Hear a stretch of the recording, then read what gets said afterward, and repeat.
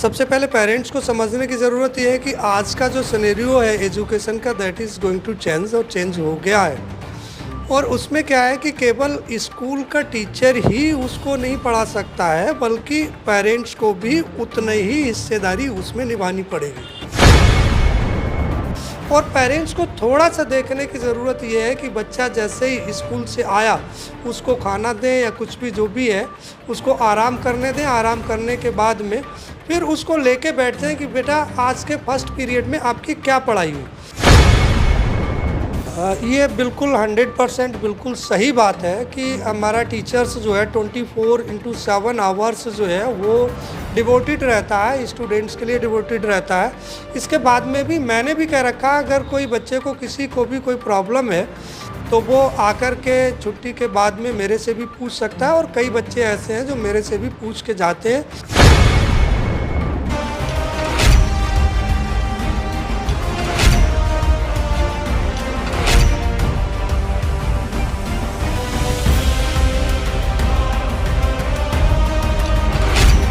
चंदौसी के न्यू सत्यम academy school में principal पद के कार्यभार संभाल रहे हैं पिछले 4 वर्ष से सतीश चंद्र गंगवार, जो कि एजुकेशन के क्षेत्र में करीब 26 वर्षों से कार्य कर रहे हैं और अलग अलग स्कूलों में प्रिंसिपल पद पर कार्यरत रहे हैं।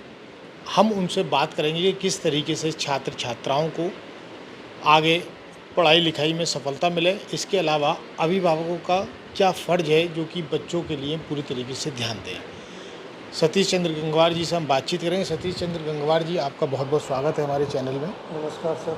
और हम चाहते हैं कि आपकी वजह से छात्र छात्राओं को और उनके अभिभावकों को कोई नई दिशा मिल सके, जिससे कि छात्र छात्राएँ सफल हो सकें। जी सर, वैसे तो एजुकेशन के एरिया में बहुत सारे टिप्स हैं जो बच्चों को दिए जा सकते हैं, पेरेंट्स को दिए जा सकते हैं। सबसे पहले तो मैं पेरेंट्स से ये कहना चाहूँगा, बच्चों से ये कहना चाहूँगा, सबसे पहले पेरेंट्स को समझने की ज़रूरत ये है कि आज का जो सिनेरियो है एजुकेशन का that is going to change और चेंज हो गया है। और उसमें क्या है कि केवल स्कूल का टीचर ही उसको नहीं पढ़ा सकता है, बल्कि पेरेंट्स को भी उतनी ही हिस्सेदारी उसमें निभानी पड़ेगी। कभी कभी क्या होता है कि पेरेंट्स जो है वो अपनी हिस्सेदारी का जो उनके पार्ट्स का काम है वो नहीं करता है, और वो सब पूरा दोनों ही पार्ट स्कूल पे छोड़ देता है। तो होना क्या चाहिए कि मैं यहाँ पर 2-3 चीज़ें पेरेंट्स को, बच्चों को कहना चाहूँगा कि किस टाइप से एक बढ़िया, एक अच्छी एजुकेशन हो सकती है।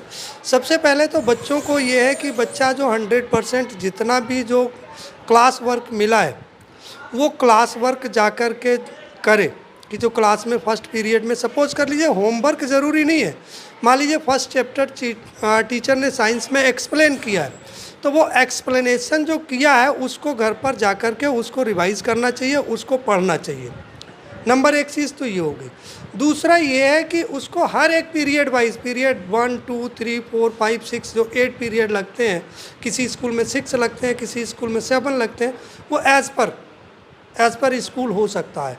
दूसरी चीज़ क्या है कि पेरेंट्स को भी इसकी ओर ध्यान देना चाहिए। ट्यूशन के ऊपर कई पेरेंट्स डिपेंडेंट हो जाते हैं कि नहीं भाई ट्यूशन के ऊपर ही डिपेंडेंट, वो कोई ज़रूरी चीज़ नहीं है। Tuition is the secondary thing. अगर ट्यूशन ना पढ़े बच्चा तो भी ये काम कर सकता है, पेरेंट्स भी वो काम कर सकता है। और पेरेंट्स को थोड़ा सा देखने की ज़रूरत ये है कि बच्चा जैसे ही स्कूल से आया, उसको खाना दें या कुछ भी जो भी है, उसको आराम करने दें। आराम करने के बाद में फिर उसको लेके बैठ जाएं कि बेटा आज के फर्स्ट पीरियड में आपकी क्या पढ़ाई हुई। मैं कहता हूँ पेरेंट्स पढ़ा लिखा नहीं है तो भी वो इतना देख सकता है कि हाँ ये पढ़ाई हुई, तो ये कम से कम 30-35 मिनट का पीरियड होता है, तो वो 20 मिनट तो उसको पढ़े वहाँ पर घर पर कि हाँ ये पढ़ाई हुई। अगर नहीं पढ़ाई हुई तो टीचर्स को कांटेक्ट करना चाहिए पेरेंट्स को। Parents must contact to teachers और टू स्कूल। हमारे स्कूल में तो डायरी लगी हुई हैं, डायरी है, तो डायरी के लिए बाकायदा हमने एक पेज बनाया हुआ है। अगर कोई प्रॉब्लम स्कूल को होती है तो वो पेरेंट्स के लिए लिखता है, और पेरेंट्स को होती है तो वो भी टीचर को लिख सकता है। तो दे मस्ट राइट, अगर if they have not time, अगर उनके पास समय नहीं है तो वो लिखें, अगर टाइम है तो वो कांटेक्ट करें स्कूल से। दूसरा ये है कि बच्चों को कई जो फ़ोन एडिक्टिव हो गए कि फ़ोन के बहुत ज़्यादा चलने लगे कि सब फ़ोन जब से ये लॉकडाउन लगा तब से फ़ोन ऑनलाइन क्लासेस शुरू हुई। तो फ़ोन में क्या है कि पेरेंट्स को इसमें थोड़ा सा साथ देना पड़ेगा। कई पेरेंट्स को मैंने देखा मेरे से कंप्लेंट करते हैं कि भाई ये फ़ोन बहुत चलाता है। मैं कहना चाहता हूँ पेरेंट्स को कि वो फ़ोन देता कौन है, तो थोड़ा सा उनको देखने की ज़रूरत है कि वो चला रहा है तो फ़ोन में चला क्या रहा है, उसको थोड़ा सा ध्यान दें। और वो चला रहा है तो एकदम उसकी आदत को ख़त्म ना करें, उसको धीरे धीरे कि बेटा अगर 4 घंटे चला रहे हो, मैं ठीक है आपको आधे घंटे के लिए फ़ोन दे रहा हूँ और आधे घंटे आप मेरे सामने बैठ कर के चलाएँगे कि क्या चला रहे हैं। क्योंकि आज का टाइम बहुत थोड़ा सा अलग है। और कई बच्चों को तो मैंने देखा 11-11, 12-12 बजे तक फ़ोन अपना चलाते हैं। वो फ़ोन उनको इतनी देर तक नहीं चलाना चाहिए और शाम को जो है timely last by 10 o'clock सो जाना चाहिए। तो ये कुछ चीज़ें हैं, पेरेंट्स को टाइम देना चाहिए कि भी क्या क्या मिला है और बच्चों को प्रॉपर पर डे का घर पर जाकर के रिवाइज़ कर लेना चाहिए। अगर बच्चा ये काम कर लेता है तो मैं समझता हूँ उसकी 100% परफॉर्मेंस होगी। अच्छा, जिस तरीके से प्रिंसिपल साहब अभिभावक अपने बच्चों पे ध्यान नहीं दे पाते हैं, कुछ अभिभावक तो बिल्कुल ही ध्यान नहीं देते हैं, केवल उन्हें स्कूल बच्चा भेजना है और अपने बच्चा घर आ जाता है, फिर अपने तरीके से वो अपनी लाइफ को जीता है। तो उन अभिभावकों के लिए आप क्या संदेश देंगे? सर देखिए, जैसे हमारी खेती होती है कि साहब को आदमी खेती करता है, तो खेती में क्या होती है, फसल को क्रॉप को उसको लगाना पड़ता है, टाइम देना पड़ता है। आज जो भी पेरेंट्स कर रहे हैं, हम जो भी पैसा या धन जो भी अपना पैदा कर रहे हैं, वो कहीं ना कहीं अपने बच्चों के लिए, हम अपने जीवनोपार्जन के लिए जितना भी जो भी काम कर रहे हैं अपने लिए कर रहे हैं और बच्चों के लिए कर रहे हैं कि बच्चों का काम हो जाए, बच्चे पढ़ जाएं और कुछ ना कुछ हम उनके लिए धन जो है जो भी है कुछ प्रॉफिट करके दे जाएं, उनको कुछ ना कुछ ऐसे मकान जायदाद इस टाइप से बना जाए। ये मेन एक उद्देश्य होता है, चाहे वो कोई भी हुआ, कोई भी पेरेंट्स हुआ। लेकिन मैं समझता हूँ ये भी एक टाइप का, अगर बच्चा एक पढ़ जाता है तो उसे वो पेरेंट्स की प्रॉपर्टी की ज़रूरत नहीं पड़ती है। तो ये एक सबसे बड़ा धन है कि अगर हम बच्चे को थोड़ा सा टाइम दे दें। हम कहते हैं कि आप 20 घंटे काम करते हो, 20 घंटे में 1 घंटा अपने बच्चे को दे दो, उसके साथ बैठो और बैठ करके पूछो बेटा आज क्या पढ़ाई हुई, फर्स्ट पीरियड में क्या पढ़ाई हुई।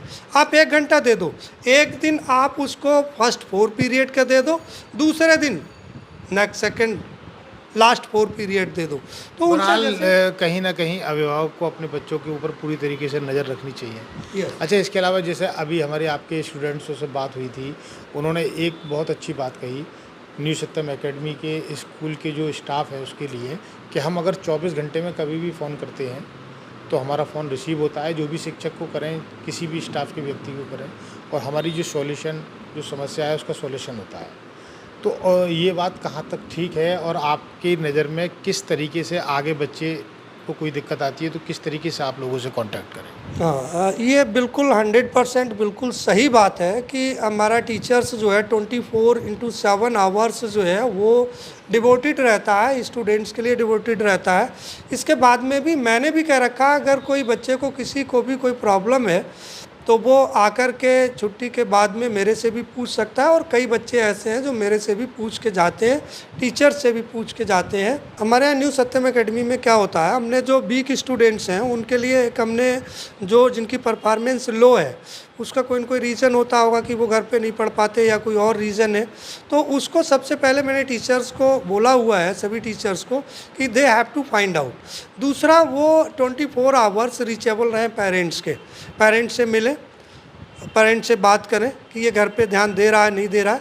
दूसरे, हमने टीचर्स को दे रखा है कि वो भाई अपना काम जो है बच्चे को फाइंड आउट करें कि क्या वो अपना टाइम दें कि हाँ इस, मान लीजिए राइटिंग ख़राब है तो बच्चे के लिए राइटिंग प्रॉपर सिखाएं, उसको 2 पेज प्रॉपर दें। अगर मान लीजिए मैथमेटिक्स वीक है तो मैथमेटिक्स कहाँ पे वीक है, उसकी कहाँ से वीक है, उस चीज़ को पकड़ें।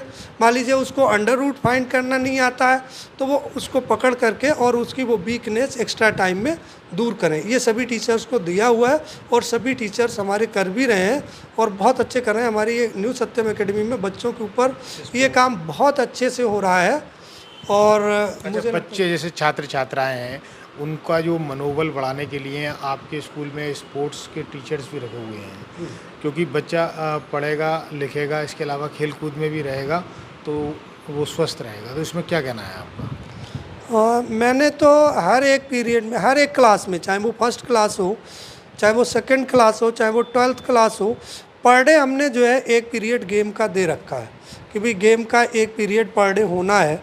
कुछ क्लासेस में क्योंकि जो टिपिकल अब ये चीज़ है क्योंकि बच्चे को प्रेशर होता है, एकेडमिक भी देना होता है, तो एकेडमिक की वजह से हमने हो सकता है कि किसी क्लास में जो है 3 डेज़ का रखा हुआ हो, ठीक है ना, लेकिन हम पर डे देते हैं। और पेरेंट्स को भी ये मोबाइल के गेम को बंद करना चाहिए और जो है अपना एक जो बच्चे को फिजिकल गेम है वो चीज़ आनी चाहिए। मैं समझता हूँ इसके लिए पेरेंट्स भी, स्कूल तो कर रहा है, इसके लिए क्लास दे रहा है, प्रॉपर दे रहा है फिजिकल गेम। देखिए, जिस तरीके से सतीश चंद्र गंगवार जी से हमारी बात हुई, न्यू सत्यम एकेडमी के प्रिंसिपल हैं, और इन्होंने जिस तरीके से छात्र छात्राओं के लिए और अभिभावकों के लिए दिशा निर्देश दिए हैं, यदि छात्र छात्राएं सतीश चंद्र गंगवार जी के बताए हुए रास्ते पर चलेंगे तो अवश्य सफलता मिलेगी। इसके अलावा स्कूल तो अपना पूरी जिम्मेदारी के साथ कार्य कर रहा है, वहीं अभिभावकों को भी अपनी जिम्मेदारी समझनी चाहिए और अपने बच्चों की भी देखभाल करनी चाहिए, साथ ही उनके भविष्य को सिक्योर करना चाहिए। कहीं ना कहीं बच्चों को ज़रूर सफलता मिलेगी अगर सतीश चंद्र गंगवार जी प्रिंसिपल साहब की बात को अगर छात्र छात्राएं अपनाएं तो।